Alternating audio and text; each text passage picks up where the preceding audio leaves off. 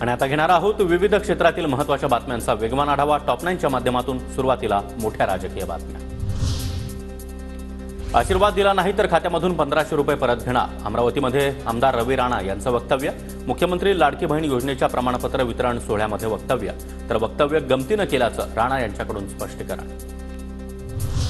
सरकारी पैसा रवी राणांच्या बापाचा आहे का? रवी राणा बेईमान माणूस, मतांची झाली कडकी म्हणूनच लाडकी बहीण आठवली। विरोधी पक्षनेते विजय वडेट्टीवार यांचा हल्लाबोल। लाडकी बहीण योजनेची डिसेंबरमध्ये स्क्रुटिनी, निवडणुकीनंतर पात्र अपात्र ठरणार। निवडणुकीमध्ये पुढे करणाऱ्यांचा करेक्ट कार्यक्रम करूया। शिंदे गटाचे आमदार महेश शिंदे यांचं वक्तव्य। मराठा आरक्षणाबाबत मुख्यमंत्र्यांनी सर्वपक्षीयांची बैठक बोलावली। त्यामध्ये जरांगे आणि भुजबळांना निमंत्रित करावं।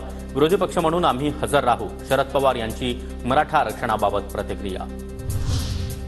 एकत्र बसण्याची गरज काय? फक्त चर्चा करून कधीपर्यंत ढकलाढकली करणार? शरद पवारांच्या सर्वपक्षीय बैठकीच्या मुद्द्यावरून मनोज जरांगेंचा सवाल, तर आडमुठेपणानं मागणी करणाऱ्यांशी चर्चा कशाला? छगन भुजबळांचं वक्तव्य। आरक्षणाबाबत शरद पवारांची माझी चर्चा। आरक्षणाचा प्रश्न मार्गी लागण्यासाठी जे करता येईल ते करणार। मुख्यमंत्री शिंदेंची प्रतिक्रिया। वक्फ बोर्डावरून मातोश्री बाहेर आंदोलन करणारे सुपारीबाज मुख्यमंत्री एकनाथ शिंदेंचे लोक। अकबर सय्यद, सलमान शेख कुणासोबत आहेत बघा, फोटो दाखवत राऊतांचा आरोप। तर माझे अनेकांसोबत फोटो, ठाकरे गटाला मतदान केलं मग आम्ही भेटायला जाऊ शकत नाही का? अकबर सय्यद यांचा सवाल।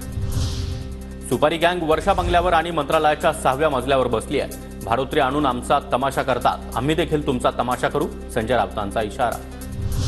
महायुतीमध्ये भाजपनं किती जागा लढायच्या आणि मित्रपक्षांना किती जागा द्यायच्या हे ठरवण्याचे सर्वाधिकार फडणवीसांना।